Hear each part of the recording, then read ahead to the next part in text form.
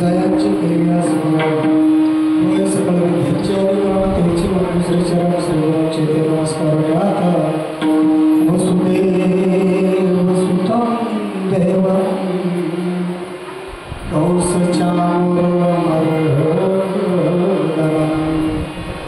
देवकी परमानंदं कृष्णं वन्दे जगद्गुरुं नमो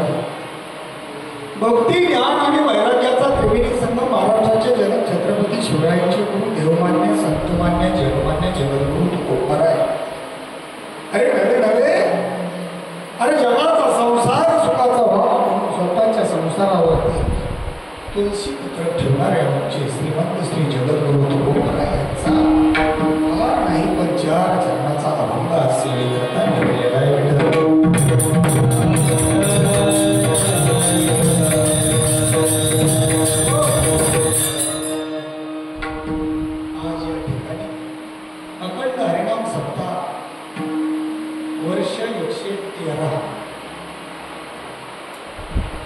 सांगायचं जन्मही नव्हता. तशी ही तांबेवाडी भूमी पवित्र आणि पावन झालेली आहे. आज हा परिवार आज या ठिकाणी अखंड हरिनाम सप्ताह करतायत. त्याला 113 वर्ष म्हणजे अतिशय विशेष. कारण या भूमीमध्ये सुद्धा जन्म घ्यायला त्याला सुद्धा पुण्य हवं असं आहे. अरे याच मातीमध्ये अनेक साधू संतांनी सुद्धा जन्म घेतला आणि भूमी पवित्र झाली. तांबेवाडीकरांना जेवढे धन्यवाद द्यावे तेवढे थोडे. कारण बऱ्याच वर्षापासून नामयज्ञ सोहळा या ठिकाणी चालू आहे. मला विशेष वाटतंय. आणि या ठिकाणी लोकांनी सुद्धा भरभरून या सत्याला सहकार्य केलंय. याच्यामध्ये प्रत्येकाने वाहून घेतलेलं आहे. म्हणून ही भूमी मात्र या भूमीमध्ये प्रत्येक जीव जन्माला आला तो धन्य झाला. आणि ही नुसती आपलीच भूमी नाहीये. याच्याकरता साधू संतांची सुद्धा ही भूमी आहे. म्हणून त्याला माझ्या करायचं प्रमाण आहे. पवित्र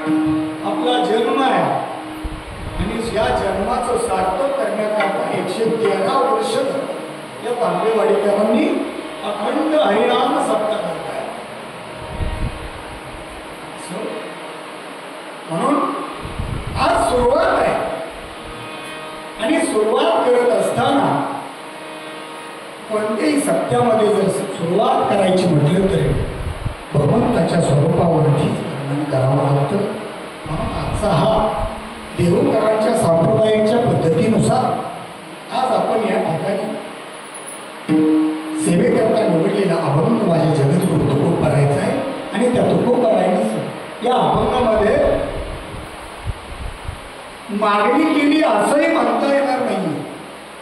परंतु प्रार्थना केली असं नक्की म्हणता येईल. कारण समचरण दृष्टी विठेवरी साजी.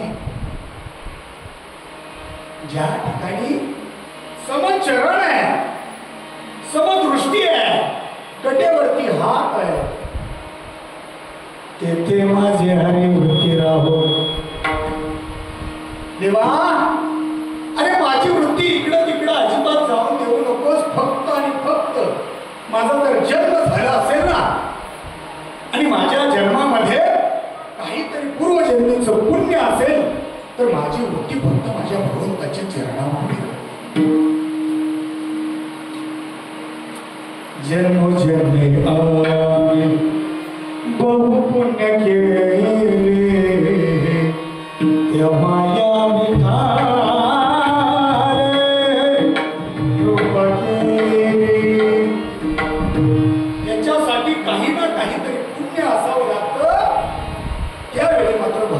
चरणावरती वृत्ती राहत असते. माझ्या तुकोबरायला हेच सांगायचंय, दादानो, या मृत्यू लोकांमध्ये जन्म झालाय ना, या भवसागरामध्ये तुम्हाला तरायचंय.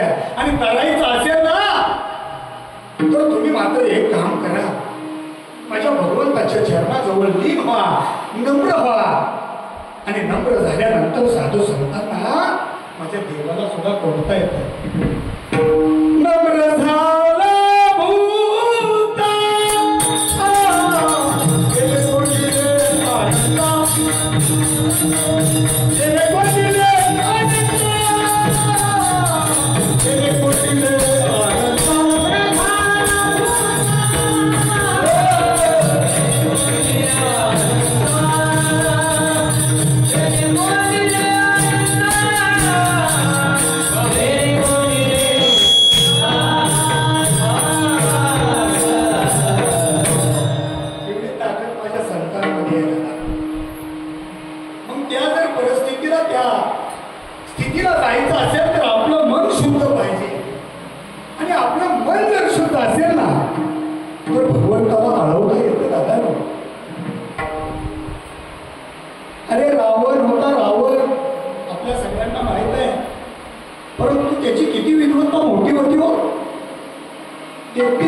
देवांना सुद्धा धर्मशाळेमध्ये कोरण्यात तो यशस्वी ठरला.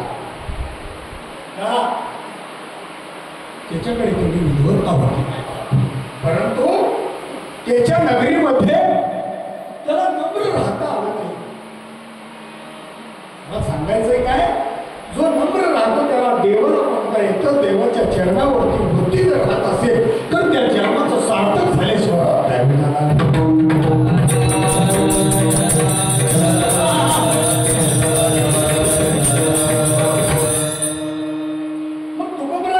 अभंगामध्ये हे सांगायचंय, समचरण समदृष्टी आणि साजीर असं रूप माझ्या भगवंताचं आहे, परंतु नावाचा उल्लेख केला नाही, पण लक्षण मात्र माझ्या भगवंताची आहे.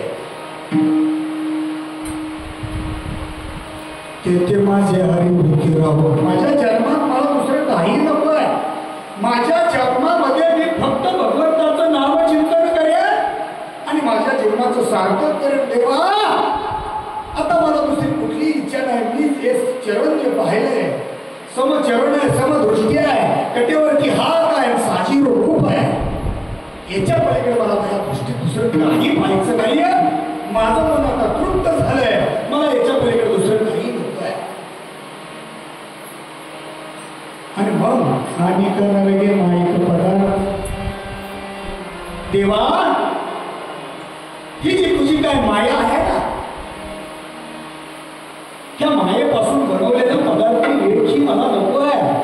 कारण जी माया आहे ना ती नष्ट होणारी माया आहे. आणि माया कशी असते, टिकाऊ नाहीये माया, कारण तात्पुरती माया आहे. आणि लगे माईक पदार्थ, त्या पदार्थापासून प्रत्येक पदार्थ बनवलेला असेल, मग तो चविष्ट असेल, अनेक प्रकारचा पदार्थ असेल, परंतु त्याचा मात्र मला तीन मात्र नको आहे. कारण ते माझे अर्थ देवा, माझ्या जीवनाला अर्थ राहणार नाहीये. आणि माझ्या जीवनामध्ये अर्थ जर राहिला नाही ना, तर त्या जीवनाची भक्ती केली, भगवंताचे आरोग्य रात्रंदिवस त्या फक्त भगवंताचं नामचिंतन केलंय. दिना रजनी हा जीवना गोविंदाचे पोवाडे,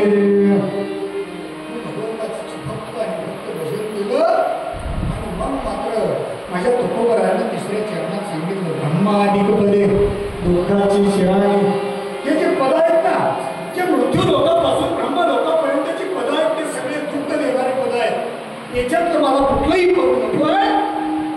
आणि ब्रह्मदेवाचं सुद्धा पद नको का, दुःख देणार आहे. आणि दुःख देणार असल्यामुळं मला ते पद नको आहे. इंद्राचं सुद्धा पद आहे आणि इंद्र सुद्धा हे पद मला मिळवता येते, परंतु मला इंद्राचं सुद्धा पद नको आहे. आणि याचं वर्ण मात्र आम्ही जाणलोय, आम्ही त्याच्याशी एकनिष्ठ झालोय. आणि एकनिष्ठ होऊन फक्त भगवंताला आळवण्यात आमचं जीवन सार्थक करायचंय. आम्ही जे वर्ण जाणलोय ते वर्ण हे दुःख देणार आहे. जर माया, जी माया देणारी आहे ना, मायेचा तो देवा अध्यक्ष आहे. आणि त्या मायेमध्ये आम्हाला अडकायचं नाही, याचं वर्ण आम्ही जाणलंय. म्हणून तुका म्हणे त्यांचे कळल्या मावर जे जे कर्म धर्म नाचे नसतं. अरे ज्या आम्ही कर्म करणार आहे त्याची आम्हाला फळं मिळणारच आहे, याचं आम्ही वर्म कधीच जाणून घेतलंय. म्हणून आणि कन्नडगे माय पदार्थ ते माझे अर्थ नको असा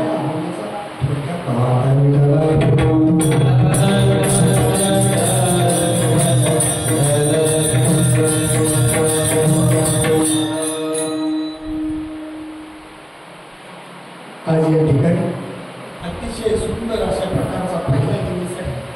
अखंड हरिनाम सप्ताहाचा पहिला दिवस आहे. पहिला दिवस म्हणजे मंगलचरण करायचं असतं आणि मंगलचरणावरती आज या कार्यक्रमाला उपस्थित आवर्जून आलेले राहिलेले सगळ्यांनी एकजुटीनं येऊन हा कार्यक्रम उत्सव किती आनंदाने करता येईल. प्रत्येकानं शुद्ध अंतःकरणाने येऊन या ठिकाणी या कीर्तनाची शोभा वाढवलेली आहे. तसं तर पाहायला गेलं अविनाश महाराज इथं आल्या आहेत मला बरं आणि प्रति महाराज का सांगावं असं वाटतं. आपल्या लेकरांचं आपण जर कौतुक नाही केलं तर कोणी बाहेर करत नाही. ज्या ठिकाणी पिकतं तिथं विकलं जात नाहीये. अरे आपल्या भागाचं वैभव आहे.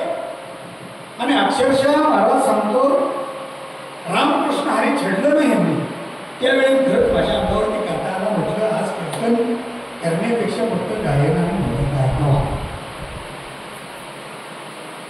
कारण कसं असतं जे आम्हाला वरिष्ठ होते आज ते गुरुच्या पुढंच आपण शिष्याला काय हे म्हणजे महाराज मला खरंच मला बरोबर आहे आणि आज बरोबरीने जर मला साथ करायची म्हटलं तर तो माझा काही नाही. असो आपल्याच भागाचे वैभव संगीत विशारद संगीत अनंत. अरे ज्यांच्या कंठामध्ये कोकिळासारखं गाणं आहे ते आमचे हरिभक्त पारायण अविनाश महाराज जाधव. तुमच्याही चरणावरती दोन हात दुसरं नसतं. अतिशय सुंदर आत्मात्मक आहे आणि त्याच तोडीस तोड देणारे आमचे हरिभक्त पारायण मधने महाराज असतील. तुमच्याही चरणावरती दोन हात दुसरं नसतं. विशेष करून आज या तांबेवाडीकरांना सुद्धा सगळ्यांना मी धन्यवाद देतो. कारण हे हिरे सहजासहजी कळत नाही. आता गावातली काही चार लोक म्हणत असतात अहो सांगा कुठली तरी भजनी त्याच्यात त्यांना प्रसन्नता निर्माण होत नाही किंवा भगवंताला ती आवड निर्माण करायची असेल तर असे गायनातली हिरे लागते. म्हणून तांबेवाडीकर भजनी मंडळ असेल सगळ्यांच्या चरणावरती नतमस्तक. पेटी मास्तर आहेत त्यांच्याही चरणावरती नतमस्तक. विनेकरी बाबा आहेत त्यांच्याही चरणावरती नतमस्तक. आमचे ज्ञानमंदिर वारकरी शिक्षण समितीचे सर्व विद्यार्थी त्या विद्यार्थ्यांच्या सुद्धा सगळ्यांच्या चरणावरती नतमस्तक होतो. आणि विशेष करून ज्यांच्या हातामध्ये साक्षात सरस्वती आहे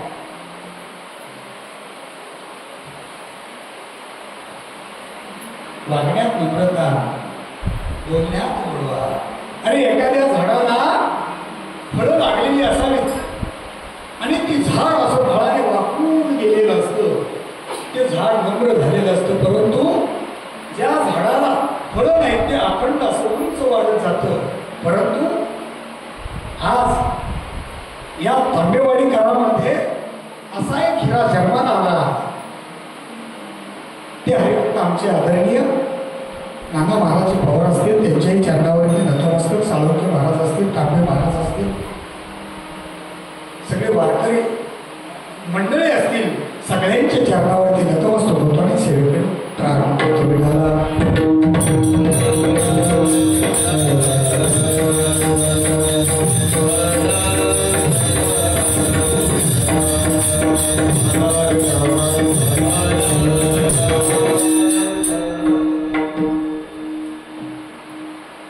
आजचा सेवेकरता निवडलेला अभंग माझ्या जगद्गुरु जगद्वंदनीय श्री संत तुकोबारायांचा आणि तुकोबारायांचा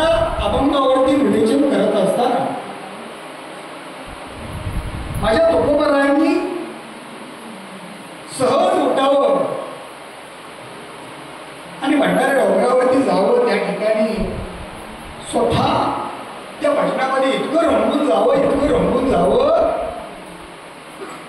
की स्वतःची स्वतःला भाग. आणि प्रत्येक वारकऱ्याला सुद्धा मी सांगतो गड्या, साधू संतांचं अनुकरण केलं पाहिजे. या ठिकाणी साधू संतांना बोलवलं पाहिजे. का? अरे अनेक साधू संतांनी या जड जीवाचा उद्धार करण्याकरता या मोठे लोकांना जन्माला आले आणि हा बुडत चाललेला जो जड जीव आहे त्यांना वर काढायचं काम जर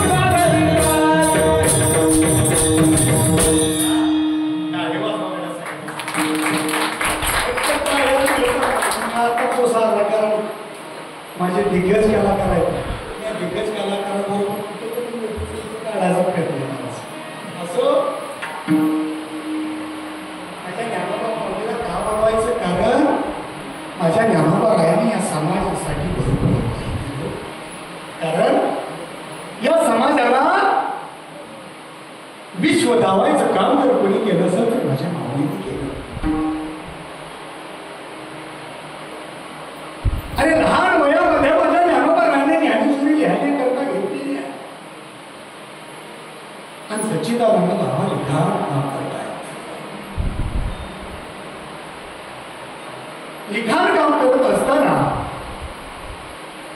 माझ्या ज्ञानोबा रायानं भगवान पांडुरंग परमात्म्याला समोर उभा करावं, ग्रंथ लिहिण्याकरता बसावं.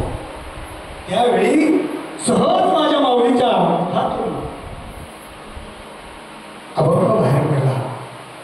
ओम नमोजी अध्याय वेद प्रतिपाध्याय जे जे ससुध्याय आत्मरूपा देवा तुझी गणेशू सकलार्थमती प्रकाशू जुने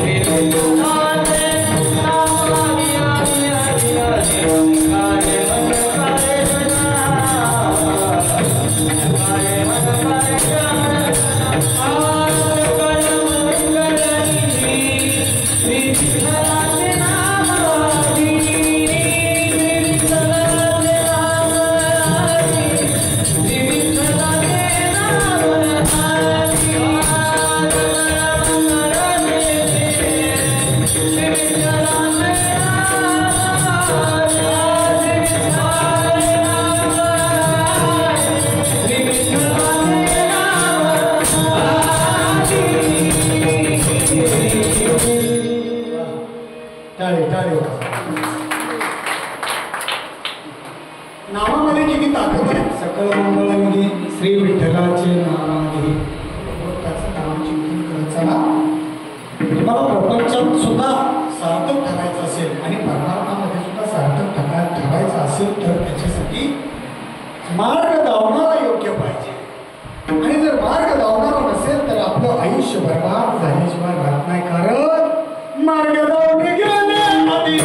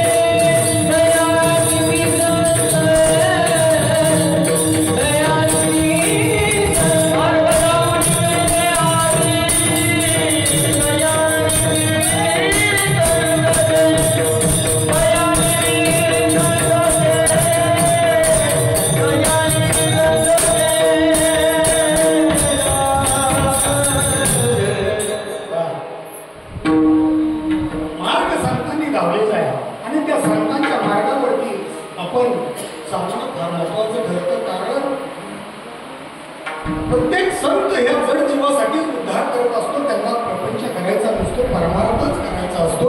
आणि या जड जीवाचा लेकरासारखा सांभाळ करून निभवून कार्य झालं की निघून जायचं असतं. म्हणून जीवनामध्ये पवित्र अशी तुळशीची माळ घाला, पंढरीच्या वाऱ्या दूर करा. कुठल्या कुठल्या आषाढी आणि कार्तिक. आषाढी कार्तिकी विसरू नका.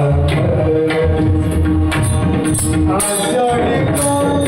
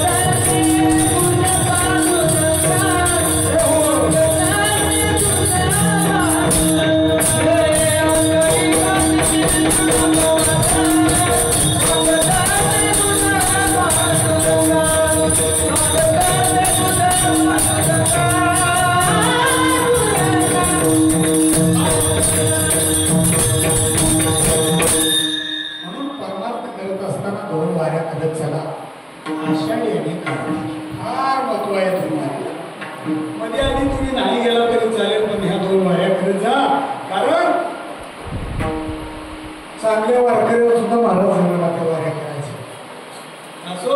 त्याचा आनंद जर घ्यायचा असेल ना तर तुम्ही आषाढी आणि कार्तिक या दोन्ही वाऱ्या पंढरीश परमात्म्याच्या जवळ जाऊन तो सोहळा एकदा पहा आणि मग त्या सोहळ्यातला आनंद करा. जो काय असतो ना तो आत्मा वेगळा असतो.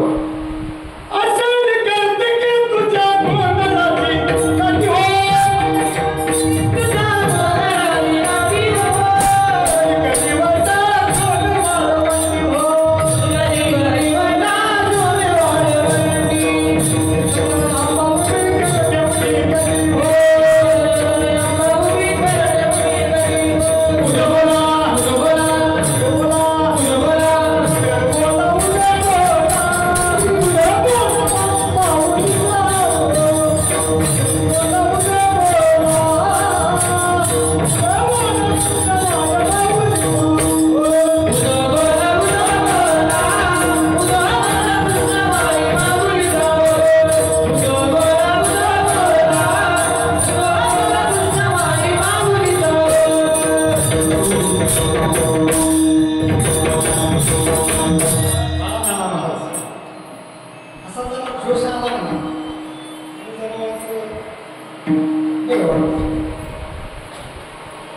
असो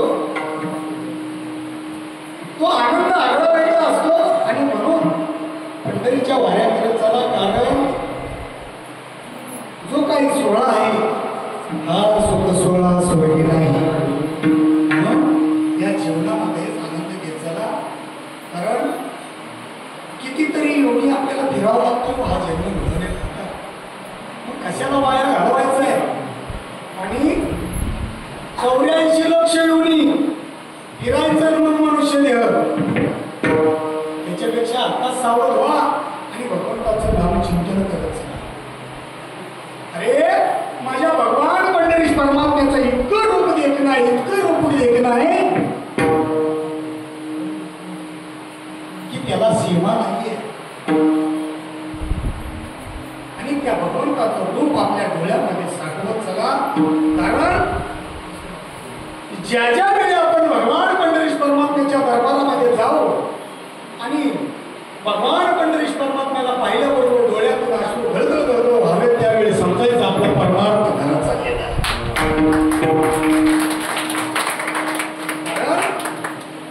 आणि ज्यावेळी परमार्थामध्ये आपली जर काही चुकी होत असेल, भगवंताला भाषणात पाहतोय तोपर्यंत आपण बाजूला जात असेल तर समजायचं आपल्या कर्माची फळ आहे.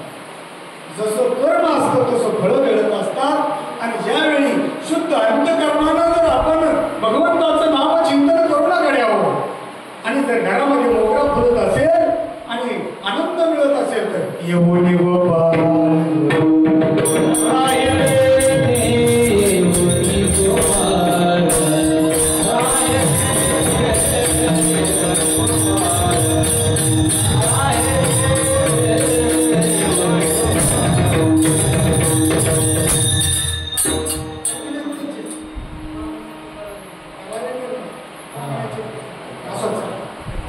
चित्त करावे यवनी गोपाळ आहे तिथे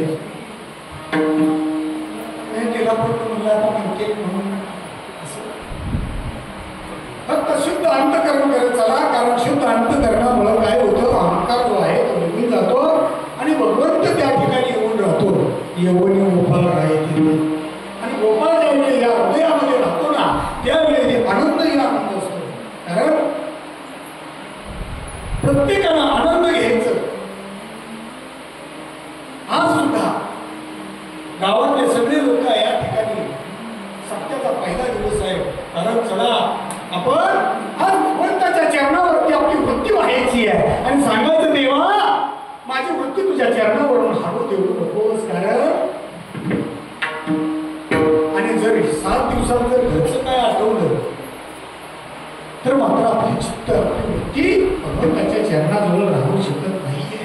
कारण आणि माझ्या प्रत्येक साधू संतांनी सुद्धा अभंग लिहिण्याकरता बसल्यानंतर प्रत्येकाने भगवान गणपती रायांचं स्मरण करावं. ओम नमो गणपती. किंवा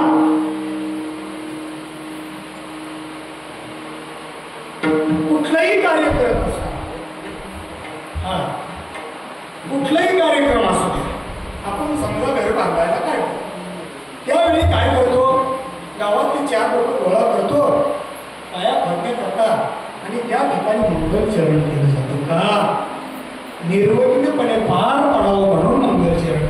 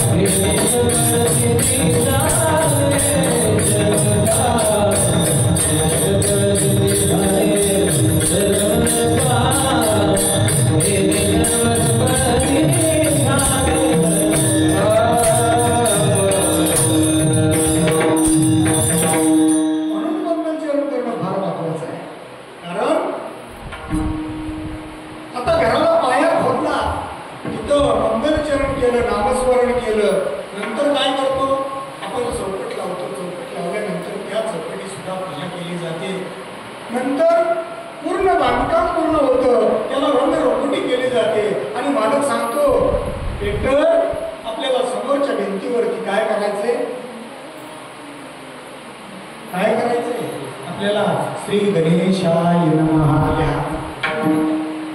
म्हणून गणपती बाप्पाचं स्मरण करतात कारण निर्विघ्नपणे ते काम पूर्ण होतं आणि आमच्या नामदेव रायांनी सुद्धा आपण लेण्याकरता बसावं आणि बसले असताना ते सुद्धा गणपती बाप्पांचं स्मरण करतात एवढंच नव्हे आणि माझ्या तुकोबा रायांनी सुद्धा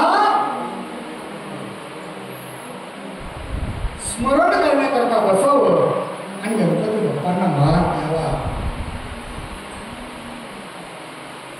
एवढंच नाही आपल्या घरामध्ये एखादं लग्न जमू द्या एखाद्या मुलाचं लग्न जमवल्या तर ती कुठलं डीजी लावल्याशिवाय सुद्धा लग्न तो डीजीवाला येतो आणि तो सुद्धा काय करतो माहित आहे का तो पहिलं गाणं कोणतं लावतो तो सुख करता तो दुःख करता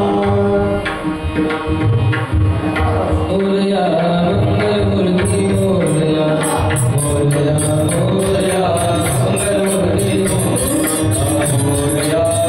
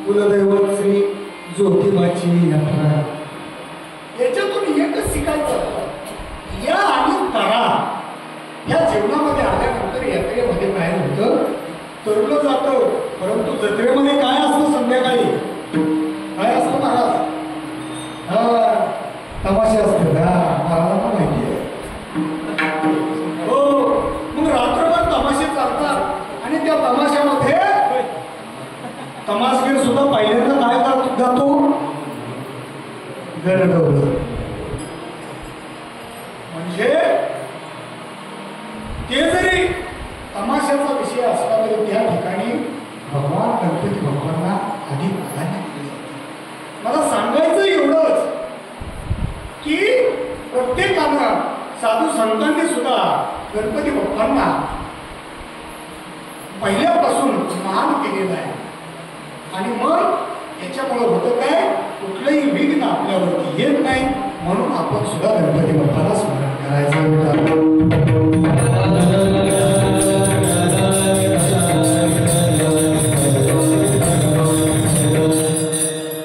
सांगतात की बाबांनो, मी याच्याकरता तुम्हाला अभंग सांगतो. पहिल्या दिवशीचा अभंग आहे.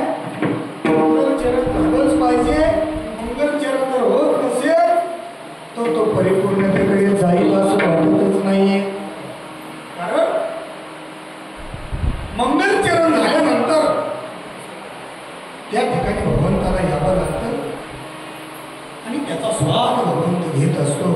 भक्तारांच्या पायापाशी दुर्जनाची संवारी. त्यामुळे देव काय करतो, या दुर्जनाचा नायनाट करतो आणि भक्ताचं मात्र रक्षण करत असतो. आणि रक्षण करतो. तुकोबरा म्हणतात, माझ्या पिढ्यानं पिढ्या चालत आलेली ही वारी आहे. माझी पंढरपूरची वारी आहे आणि ती वारी 8 पिढ्या झालं माझी चालू आहे. आणि त्यामुळं मी कुठल्याही सेंद्रिय हेंद्रिय देवाला मी मानत नाही. Oh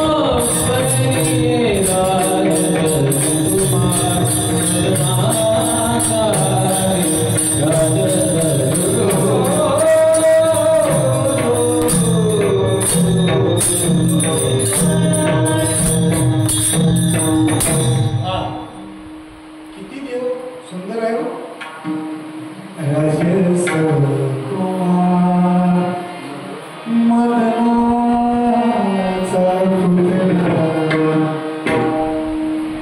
खूप सुंदर आहे. एकदा काय झालं, स्वर्गामध्ये दमयंतीचं स्वयंवर ठरलं आणि त्या दमयंतीचं स्वयंवर ठरल्यानंतर सगळे देव त्या दमयंतीकडे निघाले आणि त्या स्वर्गामध्ये इंद्र सुद्धा निघाला. इंद्र निघाल्यानंतर काही देवांनी सांगितलं, हे इंद्रा, अरे कुठे निघालास? म्हणे आज दमयंती दमन तिचा स्वयंवर आहे आणि तिच्या स्वयंवराला निघालोय.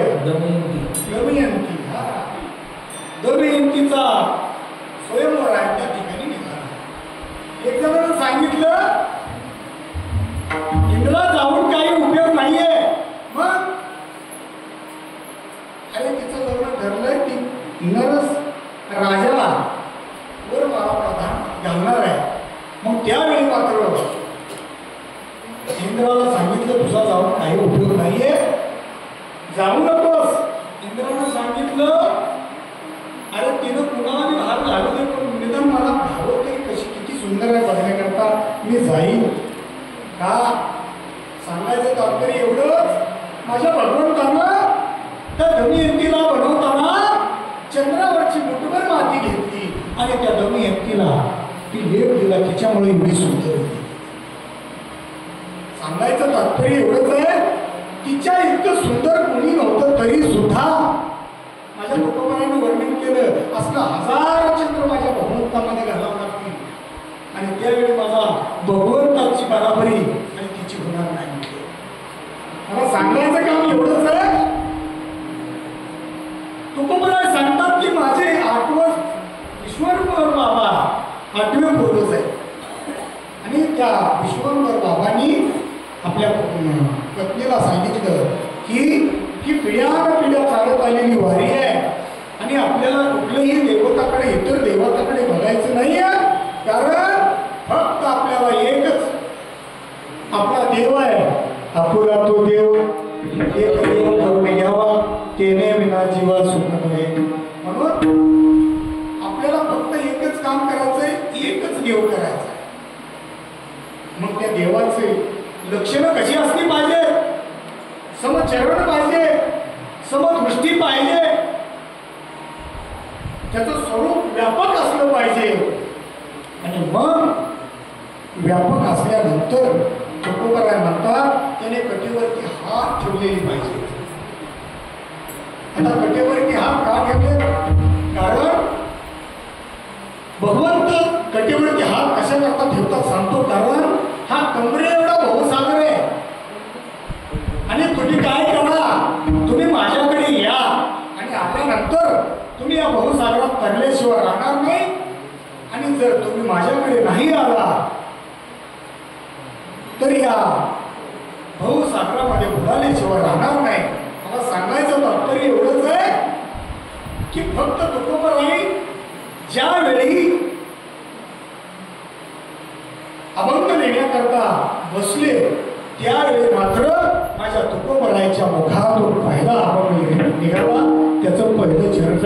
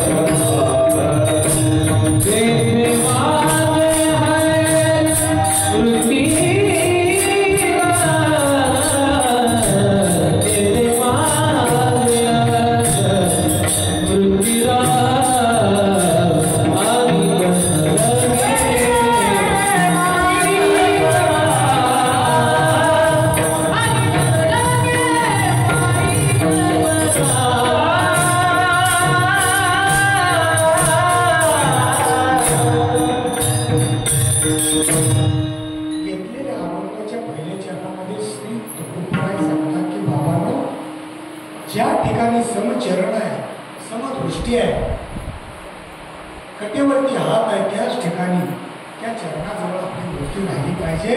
अन्यथा आपली वृत्ती जर बाजूला गेली तर जीवनामध्ये दुःख आल्याशिवाय राहणार. आणि भगवंताच्या चरणावरती जर वृत्ती राहिली तर जीवनात आनंदही जीवनात आल्याशिवाय राहणार नाही. माणूस श्रीमंत असू द्या किंवा गरीब असू द्या, परंतु श्रीमंत बनवायचं का गरीब बनवायचं हे कर्म ठरवलं असतं. रामायणामधला एक छोटासा दृष्टांत घेऊन जाईल. अरे जी पावलं राजगादीवरती बसायची होती ना, तीच पावलं वनाच्या दिशेने गेलेली आहे. आणि वनाच्या दिशेने गेली असताना त्या वनामध्ये पंचकुटीमध्ये त्या एक छोटस झोपडी त्या ठिकाणी माझ्या प्रभूंनी बांधलेली आहे. आणि बांधली असताना त्या ठिकाणी वास्तव्य करत असताना सीतामय्या आणि प्रभू रामचंद्र मोठ्यावरती बसलेले आहेत. बसले असताना प्रभूंची गप्पा चालल्या होत्या. आणि गप्पा मारत असताना त्या वनामध्ये मारीच नावाचा राक्षस, तो राक्षस एक सोनेरी हरणाचं रूप घेऊन त्या कुटियेच्या कडेने फिरू लागला. माझ्या सीतामाईचं काही लक्ष गेलेलं नाही. एक दोन वेळा त्या राक्षसाला त्या कुटियाला फेरा मारला आणि सीतामाईचं माझं लक्ष गेलं त्या हरणाकडे. आणि हरणाकडे जसं लक्ष गेलं तसं प्रभूंना सांगितलं, प्रभू मला ते हरिण पाहिजे, ते सोनेरी हरिण दिसतंय ना, मला ते सोनेरी हरिण पाहिजे. आणि हरिण जर मला नाही दिलं ना, काही करा परंतु मला ते हरिण पाहिजे. असं म्हटल्यानंतर प्रभूंनी सांगितलं, मग सीते ते मायावी हरिण आहे. कारण सोनेरी हरिण कधी नसतं, आणि जर सोनेरी हरिण असेल तर ते मायावी आहे. त्यामुळे तुला ते सोनेरी हरिण देता येणार नाहीये. परंतु पत्नीचा हट्ट होता. प्रभूंना सांगितलं, प्रभू काही झालं तरी चालेल, मला ते हरिण पाहिजे. कारण त्या हरणाच्या चोळीची, मला हरणाच्या पाताळीची चोळी शिवायची. असं म्हटल्याबरोबर शेवटी प्रभूंचा नाईलाज झाला आणि प्रभू उठले आणि त्या हरणाच्या पाठीमागे लागले. लक्ष्मणजी प्रभूंच्या बरोबर गेले आणि काही काळातच त्या हरणाकडे धाव घेत असताना ते मायावी हरिण होतं. कधी अदृश्य व्हायचं, कधी नजरेस पडायचं. परंतु त्याच वेळी नेमका रावण त्या ठिकाणी त्या झोपडीपाशी आला आणि त्या रावणानं काय केलं, सीतामाईला उचललं आणि तो त्याच्या अरण्यामध्ये तो घेऊन गेला. कारण आता हे वनवासात वनवास सीतामाईचं सांगायचं कारण एवढंच आहे, जोपर्यंत माझ्या सीतामाईची वृत्ती माझ्या भगवान श्री प्रभूंच्या चरणावरती होती तोपर्यंत तिच्या जीवनामध्ये आनंद होता. परंतु ज्यावेळी प्रभूंच्या चरणावरची वृत्ती उठली आणि त्या हरणाकडे गेली, त्यावेळी मात्र तिच्या जीवनामध्ये दुःख अनुभवावं लागलं. तसंच ज्यावेळी आपण भगवंताच्या चरणाजवळ आपण लीन होऊ, आपली वृत्ती आपल्या भगवंताच्या चरणाजवळ ठेवू, त्यावेळी मात्र आपल्या जीवनामध्ये आनंदच आनंद आहे. परंतु थोडीशी जरी वृत्ती बाजूला झाली तर नक्की आपल्या जीवनामध्ये दुःख आल्याशिवाय राहत नाही. आणि ते दुःख मायावी आणि ते मायावी असल्यामुळं मला मायावी मधला कुठलाही मायेचा कुठलाही पदार्थ नको असे तुकोबरात आपण त्याच्या दुसऱ्याचे आणि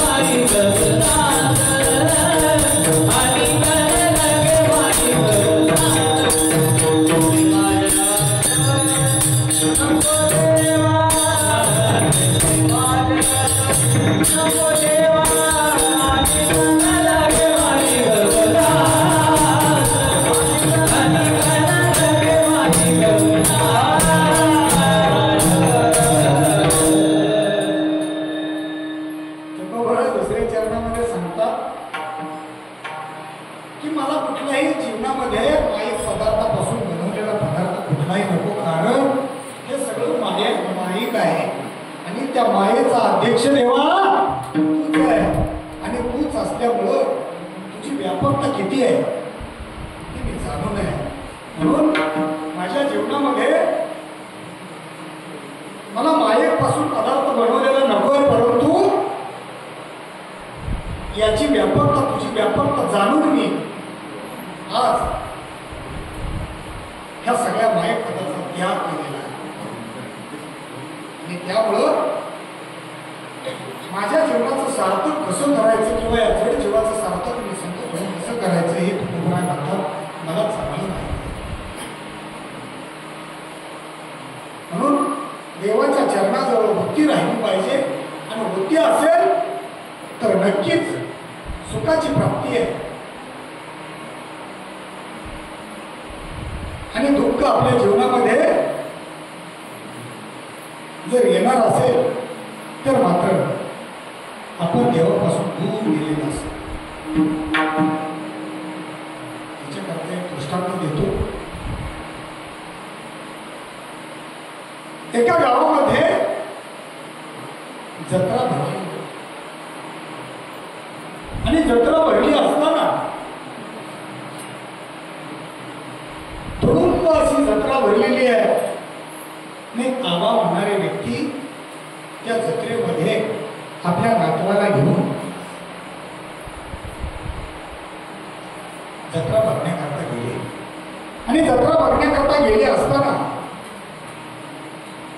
त्या नातवानं त्या जत्रेमध्ये पाहिलं बरेच असे स्टॉल लागलेले होते.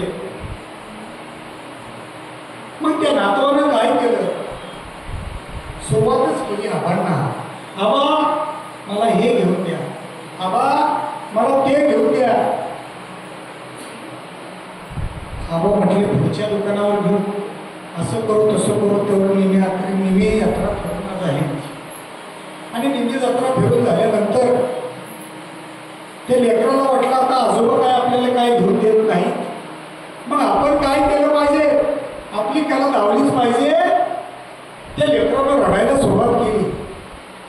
इतक्या मोठ्याने रडायला सुरुवात केली की सगळी जत्रा त्या लेकराकडे बघायला लागली. त्या मातीत लेकरू लोळायला लागलं. आम्हाला वाटलं आता आपली सगळी इज्जत माती जाती की काय, म्हणून त्या लेकराला सांगितले बाळा चल तुला काय पाहिजे ते घेऊन देतो. आणि एका सुंदर अशा स्टॉलवरती त्या लेकराला घेतलेला आहे आणि लेकराला घेऊन आबा त्या स्टॉलवरती गेले. मग मात्र त्या लेकराच्या तोंडावरती स्माईल हास्य झालं. ते लेकरू त्या स्टॉलमध्ये समोर जातंय आणि त्या सगळं स्टॉलमध्ये नजरेनं असं पाहतोय, कमरेवरती हात वगैरे दिलेला आहे. काय घेऊ काय घेऊ, आजोबा तर घेऊन येणार आहे. तेवढ्यात त्या लेकराला एक लबरी साप दिसला. बघा बरं का, लेकरं पुढे आजोबा काय म्हणतात, अरे तुला फुलफुला घे, कुठं बॅट घे, बॉल घे,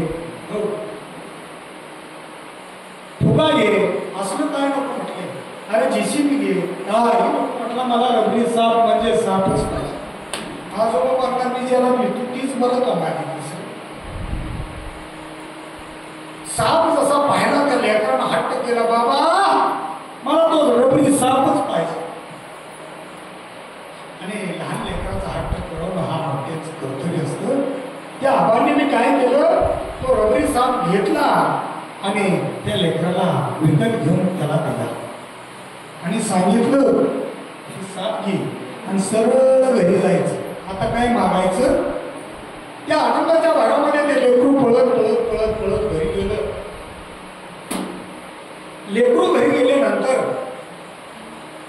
खेळायचं तेवढं ते लेकरू खेळलं. ते उचलायचं असं आपटायचं, तेवढ्या पुरतं त्या स्प्रिंगावरती तो साप घालायचा. त्याला आनंद वाटायचा आणि खेळून खेळून थकल्यानंतर तो साप उचलला आणि पळत जाऊन आजीला दावा म्हणून पळत आजीकडे गेलो. आता आजी झोपलेली होती पडद्यावरती, तिचा डोळा लागलेला होता. हे लेकरानं काय करावं आजीपर्यंत गेला ओरडत, आजी आजी आजी झोपलेली पाहिली. आजीनं झोपलेली पाहिल्यानंतर तो साप घेतला आणि आजीच्या छातीवर ठेवला. आता आजी झोपलेली. मग साप जसा ठेवला आणि लेकरू खेळात पडत गेले. आजीला गावायचं होतं म्हणून त्याने तो साप आजीच्या छातीवरती ठेवून गेला. तर लेकरू बाहेर खेळतंय म्हणजे ते लेकरू लवकर आलंच नाही. तोवर सुनबाईनं सासूबाईला चहा घेऊन जायचं म्हणून चहा घेऊन निघाली. हातामध्ये कवशी आहे. एक पाऊल आत टाकते, एक बाहेर आहे. तोवरच तो आजीच्या छातीवरचा साप त्या सुनबाईला दिसला आणि आजी जसा साप पाहिला तशी हातातली कवशी कडकड. आता तिनं तो साप पाहिला. साप पाहिल्यामुळं आजीचा श्वास चालू होता, त्याच्यामुळं साप तो हलायचा. आता साप हालत असल्यामुळं त्या सुनबाईनं तशीच कवशी तिथंच फेकली आणि पळत बाहेर साप करत बाहेर सुनबाई. जशी सुनबाई बाहेर गेली तशी लोकांना विचारलं काय झालं सुनबाई? अहो म्हणली आत्याबाईच्या छातीवरती साप आहे. ती कवशी फुटल्यामुळं आजी उठली आणि आजी उठल्याबरोबर आजी डोळं उघडून पाहते तर सुंदर ते ध्यान खूपच छातीवर. जसा छातीवरती साप पाहिला आजीचा बीपी लो झाला.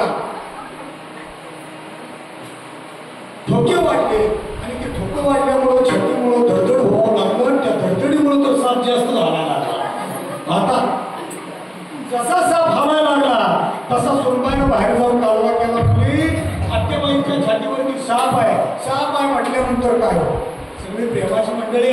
हातामध्ये कोणी दांडकं घेतलं, कोणी चिमटा घेतला साप धरायचा. अहो हे प्रकार. कुणी काय कोयतं घेतलं साप मारायला. धावत ते घेतलं आणि पळत जाऊन त्या आजीपर्यंत गेले. एक जण आजीकडे जायचा, आत साप पाहायचा, बाहेर यायचा. मग चर्चा चालू झाली.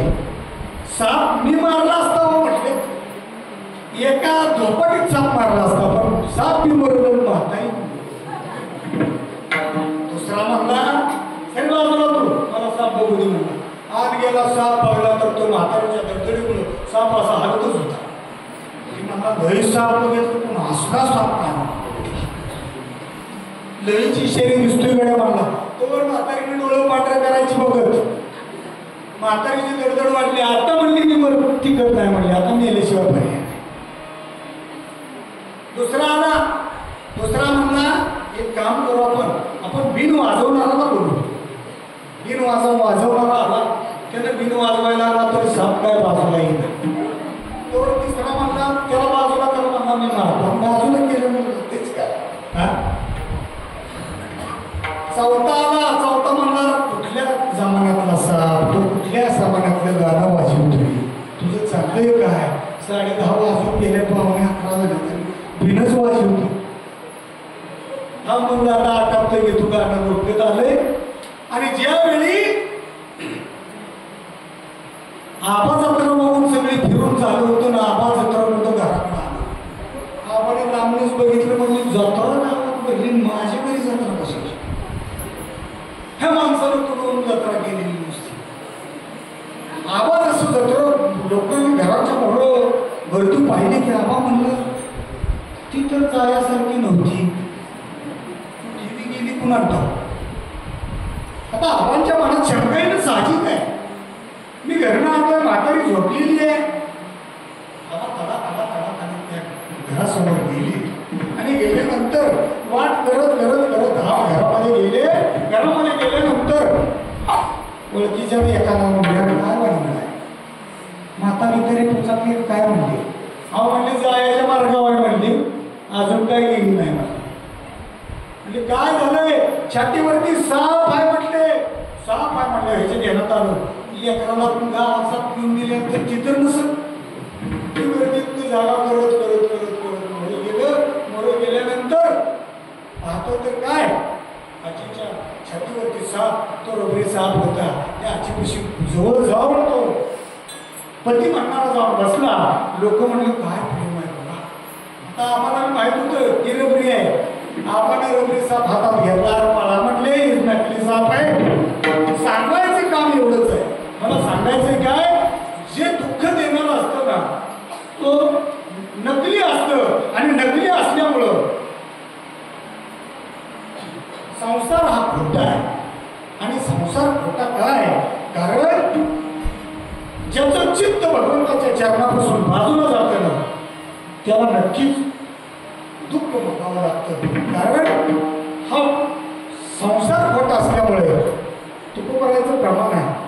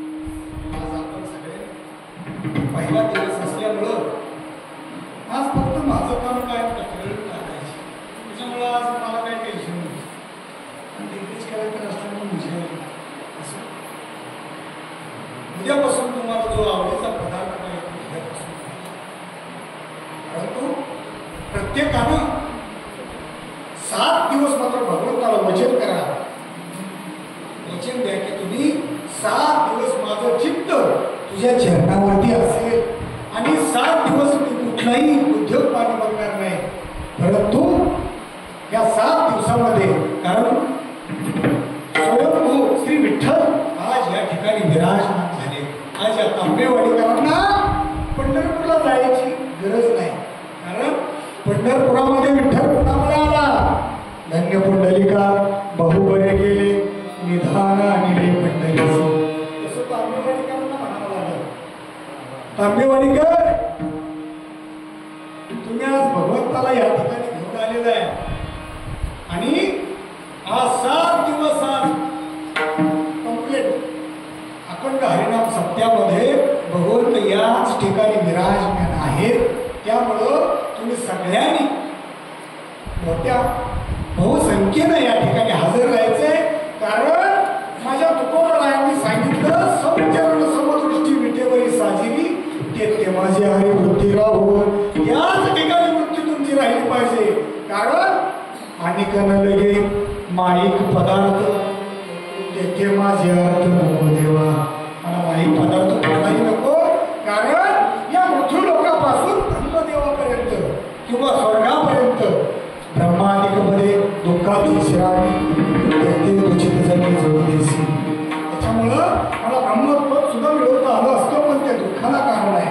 आणि दुसरी गोष्ट माहिती आहे, कारण त्याच्यामध्ये दुःखच आहे. आम्ही या सगळ्या गोष्टीला उघडून पाहिलेलं आहे. आम्ही याचं वर आम्ही पाहिलंय. आपण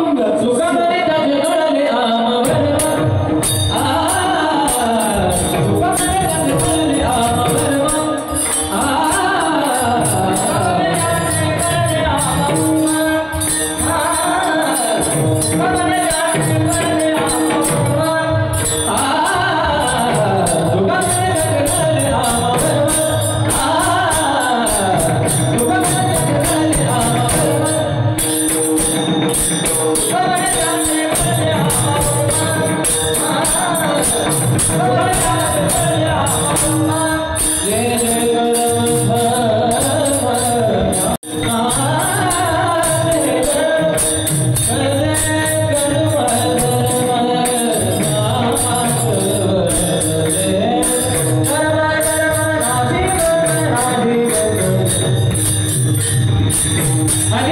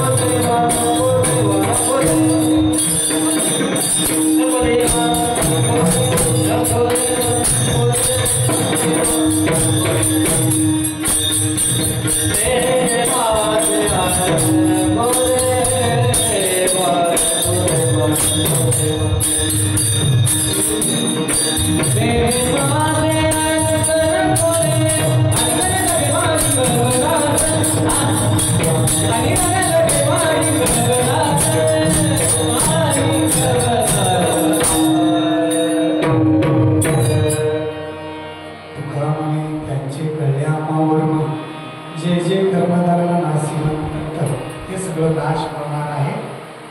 म्हणून तुम्ही सुद्धा आज निर्णयच घ्या. आम्ही 7 दिवस भगवंताच्या चरणामध्ये आमची वृत्ती राहील. आम्ही कुठेही जाणार नाही. आणि भगवान पांडुरंग परमात्मेचं स्वरूप माझ्या डोळ्यामध्ये असोच जीवात जीव आहे तोपर्यंत मी परमात्म्याचं स्वरूप माझ्या डोळ्यामध्ये साठवी. बस तुम्ही प्रार्थना करा. झालेली सेवा भगवान कृष्णाच्या चरणामध्ये समर्पित करतो.